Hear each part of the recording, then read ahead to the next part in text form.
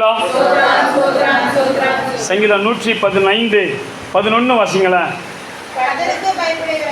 கர்த்தருக்கு பயப்படுகிறவர்களே கர்த்தரை நம்புங்கள், அவரே அவர்களுக்கு துணையும் அவர்களுக்கு கேடகமுமாய் இருக்கிறார். அவர்கள் அலையிலே சொல்லுங்களேன். அதே 115:13 வாசிங்களா. கர்த்தருக்கு பயப்படுகிற பெரியோரையும் சிறியோரையும் ஆசீர்வதிப்பார். அல்லேலூயா. சங்கீதக்காரன் சொல்லுகிறார், கர்த்தருக்கு பயப்படுகிறவர்களே கர்த்தரை நம்புங்கள். யாரை பார்த்து சொல்றாரு? கர்த்தர் மேல் நம்பிக்கை இல்லாத ஜனங்களே, நீங்கள் எல்லாரும் கர்த்தரை நம்புங்கள். அதில் சொல்லப்படல, அதை சொல்றாரு. கர்த்தருக்கு பயப்படுகிறவர்களே கர்த்தரை. அப்போ கர்த்தரை நம்பாம கூட கர்த்தருக்கு பயப்படுகிற மாதிரி நடக்க முடியும். பிரியமானவர்கள், புரியுதா உங்களுக்கு? நடிப்பு இல்லை. நான் கர்த்தருக்கு பயப்படுகிறேன்னு நினச்சிட்டு அவரை நம்பாமலே கர்த்தருக்கு பயப்படுறேன்னு சொல்லி நான் நடக்க முடியும் என்று சொல்கிறார். கர்த்தருக்கு பயப்படுகிறவர்களே கர்த்தரை முழுமையாய் நம்புங்கள். இப்ப புரியும். நிச்சயமாய் நம்புங்கள், தைரியமா. நமக்கு அந்த பிரச்சனை வரும்போது, சோதனை வரும்போது, போராட்டம் வரும்போது என்ன அப்படி நில குலைஞ்சி நீங்கள் போகிறது இல்லைண்ணா, நீங்கள்லாம் தைரியசாலிங்க. நான்லாம் நில குலைஞ்சி போயிடுவேங்க. அதான் ஆண்டவர் ஃபஸ்ட்டு எனக்கு தான் இந்த வார்த்தை. கர்த்தருக்கு பயப்படுகிறவர்களே கர்த்தரை ஏன் நம்பணுமா? கர்த்தருக்கு பயப்படுகிற பெரியோரையும் சிறியோரையும் ஆசீர்வதிப்பார். பிரியமானவர்களே, ஆசீர்வாதம் எல்லாருக்கும் உண்டுங்கிறார். ஆனால் ஒரு நாட்டுக்கு ஒருத்தர் தான் முதலமைச்சராக இருக்க முடியும். எம்எல்ஏ 234 அந்த 234 தான் இருக்க முடியும். எம்பி தொகுதி 40ன்னா அது 40 தான் இருக்க முடியும். கலெக்டர் மாவட்டத்துக்கு ஒருத்தர்னா மாவட்டத்துக்கு ஒரு தாமா, டிஆர்ஓ இப்படியெல்லாம் பிரித்து வச்சுருக்கிறாங்க. நம்ம மாம்சத்தின்படி எழுத்தின்படியே ஆண்டவரும் கூட எல்லாருக்கும் எல்லாத்தையும் கொடுப்பது. ஒரே வசந்த மட்டும் வாசிக்கலாம். மத்திய சுவிசேஷம் 25:15 வாசிக்கலாம். அதில் சொல்கிறாரு, அவனுடைய ஒரு எஜமான் ஊருக்கு போகிறதுக்கு முன்னால் அந்த 3 ஊழியக்காரங்களை கூப்பிட்டு 3 வேலையாட்களை கூப்பிட்டு பிரித்து கொடுக்குறாரு. அவனுடைய திறமைக்கு தக்கதாக ஒருவனுக்கு 5 தாளந்தும் ஒருவனுக்கு 2 தாளந்தும். ஆனால் ஒன்று பிடிச்சிக்கோங்க, போதும் 5 தாளந்தை பிடிச்சு கொண்டவன் 5 சம்பாதிச்சான். ஆனால் அவனுக்கு 5 பட்டணத்தை கொடுப்பாங்க. இதில் தான் லூக்கால இருக்கும். 5 பட்டணத்தை நிர்வகிக்கக்கூடிய ஒரு மனுஷனை பார்த்து அவனுக்கு என்ன கொடுத்தாரு? 5 தாளந்து தான் கொடுத்தாரு. அவனுக்கு 50 தாளந்து கொடுக்கல. 5 பட்டணத்தை முதல்ல என்ன செய்யல கொடுக்கல. கொடுத்தது முதல்ல 5 தாளந்து தான். ஆனால் அதை வச்சு அவன் என்ன செய்கிறான், அவனுடைய விருப்பம் எப்படி இருந்துச்சு, அவனுடைய மனநிலை எப்படி இருந்துச்சு, அவனுடைய வாஞ்சை எப்படி இருந்துச்சு, அவனுடைய விருப்பம், அவனுடைய செயல்கள் எப்படி இருந்துச்சு, அதை பார்க்கிறார். பிரியமானவர்களே, அவனுடைய திறமைக்கு தகுந்தார் போல் என்று வேதம் சொல்லப்பட்டிருக்கு. அவருடைய வாஞ்சைக்கு அவன் சொல்றான். சங்கீதக்காரன், மானானது நீரோடைகளை வாஞ்சித்து அதே மாதிரி என் ஆத்துமாவுமே. 63:1 வாசிங்களா. மனப்பாடமா சொல்லணுமே. நீர் என்னுடைய தேவன். எத்தனை பேர் அதிகாலமே எழுந்திருக்கிறீங்க? இன்னைக்கு நாங்கள் எழுந்திரிச்சோம் ஞாயிற்றுக்கிழமைங்கிறதுனால. ஆனால் பாஸ்டர் ஐயா டெய்லி 5 மணிக்கு தான் எழுந்திருவாங்க.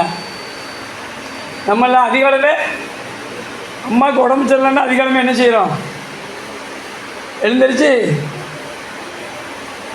நமக்கு நேசமானவங்க, பிரியமானவங்க உடம்பு சரியில்லாம, சிலர் அது கூட கவலை இல்லை. 8 மணி வரைக்கும் அம்மாவுக்கு உடம்பு சரியில்லைன்னா என்ன, மாமியாருக்கு உடம்பு சரியில்லைன்னா என்ன, ஒரு பேச்சுக்கிட்டு இருக்க தப்பாக எடுத்துறாங்க. ஆனால் அதிகாலமே இருந்து ஜெபிக்கிறது. அவன் சொல்கிறான் சங்கீதக்காரன், அதிகாலமே உண்மை தேடுகிறேன், வறண்டதும் விடாய்த்ததும் தண்ணீரற்றதுமான நிலத்திலே. அவன் சொல்ற, என் மாம்சத்தை முதல்ல சொல்லல, என் ஆத்துமா உண்மை, என் மாம்சமானது உண்மை. இப்படியே பரிசுத்த ஸ்தலத்தில் உண்மை பார்க்கணும்னு ஆசையாக இருந்து முன் மகிமையும் முன் வல்லமையும் பார்த்தான். பிரியமானவர்களே, எல்லாருக்கும் கிடைக்காது. எல்லாரும் அதை பார்க்க மகிமையும் வல்லமையும் எல்லாரும் கண்டாங்களா? இவன் சொல்ற, நான் கண்டேன். இப்படியே பரிசுத்த ஸ்தலத்தில் உண்மை பார்க்க ஆசையாக இருந்து. இந்த ஆசை இருக்கு இல்லையா, இதான் திறமை இருக்காரு. இந்த விருப்பம் இருக்கு இல்லையா, இந்த வாஞ்சை இருக்கு இல்லையா, இந்த தாகம் இருக்கு இல்லையா, எத்தனை பேருக்கு இருக்குது தேவ சமூகத்துக்கு வருவதற்கு, ஆலயத்துக்கு வருவதற்கு, தேவ ராஜ்யத்தினுடைய காரியத்தில் தங்களை ஈடுபடுத்திக் கொள்வதற்கு எத்தனை பேருக்கு ஆவல் இருக்கு? இருந்துச்சு, இருக்குது, ஆனால் அதிகமாக இல்லை. நம்ம அப்படிதான் காரணங்களை சொல்கிறோம். எனக்கு டைம் இல்லை, என்னால் முடியல. நான் சொல்கிறான், என் ஆத்துமா அவன் வனாந்திரத்தில் இருக்கிறான். பிரியமானவர்களே, அவன் நினச்சி பார்த்துருப்பானா? நான் உண்மையிலே சொல்கிறேன், நீங்கள் திரும்பவும் எழுதி மட்டும் வச்சுக்கோங்க. கனவுல கூட அவன் நினச்சி பார்த்துருக்க மாட்டான் நம்ம ராஜாவாகும். அவன் பிறக்க முன்னாலே ஆண்டவர் சொல்கிறாரு, என் உள்ளத்துக்கும் என் சித்தத்துக்கும் ஏற்றபடி ஒருத்தனை நான் நினைச்சுவேன், எலும்பு பண்ணுவேன், வர பண்ணுவேன், அவனை இந்த ராஜ்யத்தின் மேலே ராஜ்யபுரம் பண்ணுவேன். சாமுவேல் சொல்கிறாரு சவுல்கிட்ட, இவன் பிறக்கவே இல்லைன்னு வேதம். ஆமாம், பண்டிதர்கள் அப்படி சொல்கிறாங்க. நம்ம யோசித்து பாருங்க, நமக்கு நேரம், ஆனால் ஷாப்பிங் போனால் ஆமாம் நேரம் போகிறதே, ஆனால் ரொம்ப ஆர்வம் வராதுல. இப்போ இந்த ட்ரையல் ரூம் வேறு வச்சுக்கிட்டாங்க. 10 பேர் நின்னா கூட வெயிட் பண்ணி அவன் கம்ஃபர்டபுளாக இருக்கான், ரொம்ப சரியாக இருக்குதா. எல்லாம் இருக்கட்டும் புரியுமாட்டேன், அதெல்லாம் ஒரு உலகப்பிரகாரமான காரியம், தேவை தான், வச்சுக்கலாம், தப்பு இல்லை. அதை விட அதிகமாக நீ என்ன செய்யணும்? ஆண்டவருக்கு ஒரு நாளைக்கு எவ்வளோ நேரம் நம்ம ஆண்டவர் கொடுக்குறோம்? சொல்கிற கர்த்தருக்கு பயப்படுகிற பயம், கர்த்தருக்கு பயப்படுகிற பயம் 19 சங்கீதம் வாசிக்க மாட்டான், அது சுத்தமுள்ளது என்று வேதம் சொல்கிறது. கர்த்தருக்கு பயப்படுகிறவனுக்கு அவர் தாம் தெரிந்து கொள்ள வழியை போதிப்பட்டு சங்கீதம் 25 சொல்லுது. நீ இந்த கர்த்தருக்கு பயப்படுகிற பயத்தை நீதிமொழியில் சங்கீதத்தில் வாசிச்சுட்டே இருக்கலாம். ஆனால் இப்போ நான் ஆசிரியப்பு கூட்டத்தில் ஒருத்தர் நீங்காமல் இருந்தானா? யாரு? யோசுவா. மோசே காலத்துக்கு அப்புறம் 6 லட்சம் புருஷர் இருக்கிறாங்க. போய் அங்கே 40 நாள் அந்த தேசத்தை சுற்றி பார்த்து வந்ததில் 2 பேர் தான் நல்ல செய்தி சொன்னாங்க, யோசுவாவும் காலேப்பும். ஒருத்தன் யூதா கோத்திரம், இன்னொருத்தன் தெரியல. நம்ம அதெல்லாம் கவனிக்கிற மாதிரி இருப்போம், ஆனால் என்ன செய்ய மாட்டோம். ஒன்று என்ன 13 அதிகாரத்தில் இருக்குது. நூனின் குமாரன் யோசுவா ஒருத்தன், அப்புறம் காலேப் யூதா கோத்திரமாக இருக்கும். நூனின் குமாரன் யோசுவா வந்து எப்ராஹிம் கோத்திரமாக இருக்கும். நீங்கள் வீட்டில் போய் படிங்க, எப்ராஹிம் கோத்திரம். பாருங்களேன், எத்தனையோ பேர் இருந்தாங்க. 2 பேர் தான் நடிச்சேன்னு சொன்னால், அந்த 2 பேருக்கும் ஆண்டவர் கொடுத்த பாக்கியத்தை பாருங்க. இந்த 2 பேர் தான் போய் அந்த தேசத்தை சுதந்திரிச்சா. மீதி கிளம்பின புருஷரில் ஒருத்தர் கூட என்ன செய்யல, அந்த தேசத்தை சுதந்திரிக்கல. சரி, இந்த ஆசிரியப்பு கூடத்தை விட்டு நீங்காமல் இருந்ததுனால பாருங்களேன், அது எல்லாரும் உலக காரியங்கள் இருந்தாங்க, என்ஜாய் பண்ணாங்க. எல்லாரும் வந்து என்ன 32 வீட்டில் போய் வாசிங்க. அங்கே எல்லாரும் என்ன செய்யணும்னா, அங்கே ஆர்வத்தை போய் சொல்லி முன் செல்லும் தெய்வங்களை உண்டு பண்ணி எதையோ பண்ணிட்டு இருந்தாங்க. யாத்திராவும் 32 என்ன ஆகும்ல.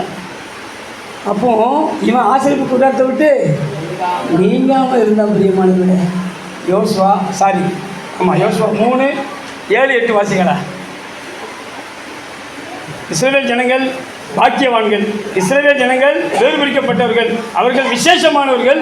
அதிலும் விசேஷமானவர்கள் யார் அப்படின்னா ஆசாரியர்கள். அவர்கள் அந்த பரிசுத்த ஸ்தலத்துக்குள்ள, மகா பரிசுத்த ஸ்தலத்துக்குள்ள என்ன செய்ய முடியும்? பிரதான ஆசாரியருக்குள்ள ஒருத்தர் தான் போக முடியும். அது லேவி கோத்திரத்தார், ஆரோனுடைய சந்ததி. அந்த சந்ததியவே கட்டளையிடக்கூடிய பாக்கியத்தை பெற்றவர் யோசுவா. வாசிங்களா 3ஆம் அதிகாரம் 7-8 நினைக்கிறேன். கர்த்தர் யோசுவாவை நோக்கி, நான் மோசையோடு இருந்தது போல உன்னோடு இருக்கிறேன் என்பதை இஸ்ரவேல் எல்லாரும் அறியும்படிக்கு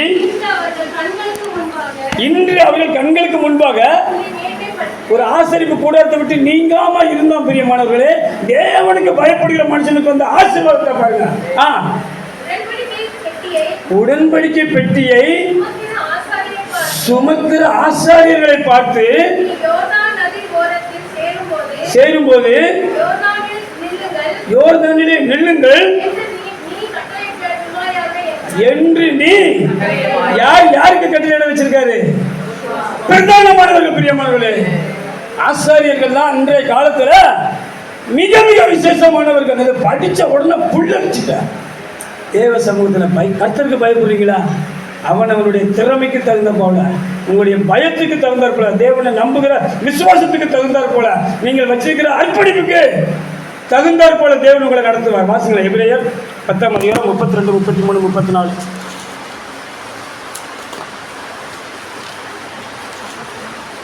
எபிரேயர் 10:32. நினைத்துக் கொள்ளுங்க. நீங்க முன்ன நாட்கள் நினைச்சுக்கொள்ளுங்க. நீங்க பிரகாசமாக்கப்பட்டு இருந்த அந்த நாட்களில் ரெண்டையுமே சொல்றாரு. விபத்திரவங்களாகி அதுக்கு மிகுந்த போராட்டத்தை சகித்தீர்கள்.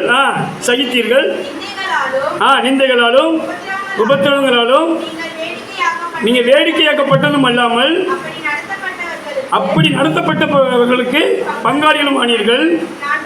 அவர் சொல்றார், நான் கட்டப்பட்டிருக்கையில் பரிதவித்ததுமன்றி பரலோகத்தில் அதிக மேன்மையும் நிலையுள்ளதுமான சுதந்திரம் உங்களுக்கு உண்டென்று அதில் அறிந்து என்று சொல்லுக்கு பிரியமானவர்களே வேதம். ஆனால் அதை விசுவாசித்து நினைத்து எண்ணி அப்படி எது வேணாலும் நம்ம போட்டுக்கலாம். அறிந்து உங்கள் ஆஸ்திகளையும் ஆமாம் அந்த விசுவாசம் உங்களுக்குள்ள இருந்தது. ஆகையினால அதுக்கப்புறம் சொல்ற ஆகையால் மிகுந்த பலனுக்கு ஏதுவான தைரியத்துக்குள்ள விசுவாசம் இருக்கு பிரியமானவர்களே. எத்தனை பேருக்கு புரியுது?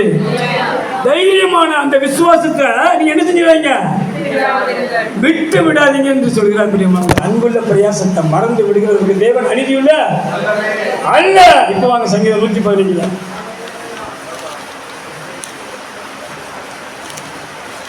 சங்கீதம் 115 வசங்களேன். வானத்தையும் பூமியையும் படைத்த கர்த்தராலே நீங்கள் ஆசீர்வதிக்கப்பட்டவர்கள். திரும்ப வாசிமா. வானத்தையும் பூமியையும் படைத்த கர்த்தராலே நீங்கள் ஆசீர்வதிக்கப்படுவீர்கள் என்று சொல்லப்பட்ட பிரியமானவர்களே. நீங்க வந்துட்டீங்க. கர்த்தருக்கு பயப்படுற பயத்துக்குள்ள என்ன செஞ்சிட்டீங்க? வந்துட்டீங்க. ஆகினால் அவர் விசுவாசத்தில் சொல்கிறார், வானத்தையும் பூமியும் படைத்த கர்த்தராலே நீங்கள் ஆசீர்வதிக்கப்பட்டவர்கள். எத்தனை பேருக்கு புரியுது? இதற்கு சுதந்திரிக்கணும், விசுவாசிக்கணும். நம்பிக்கை இருக்கோ இல்லையோ, வாய்ப்பு இருக்கோ இல்லையோ, ஒரே ஒரு வருஷத்தை வாசித்து முடிச்சிடலாம். ரோமர் 4:18.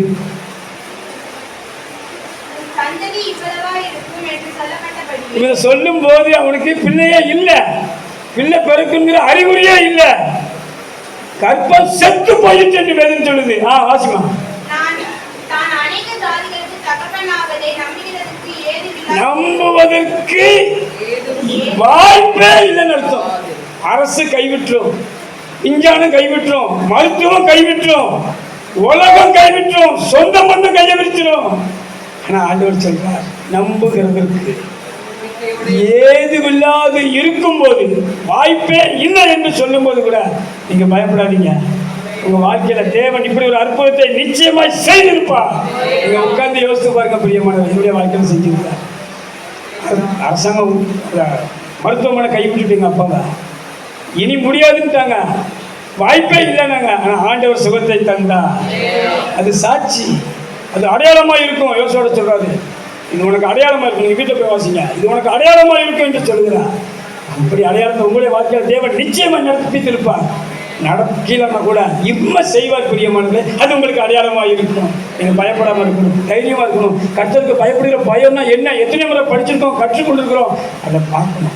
அந்த கர்த்தருக்கு பயப்படுற பயத்தில் நம்ம நிலைத்திருப்போம். கர்த்தர் நிச்சயமாக நம்மளை ஆசீர்வதிப்பார், நம்முடைய சந்ததிகளை ஆசீர்வதிப்பார். தேவன் கொடுத்த சங்கீதத்துக்கு தேவனை ஸ்தோத்திரிக்கலாம். சங்கீதத்துக்காக நம்ம கரங்களை உயர்த்தி கர்த்தரை ஸ்தோத்திரம் பண்ணுவோம்.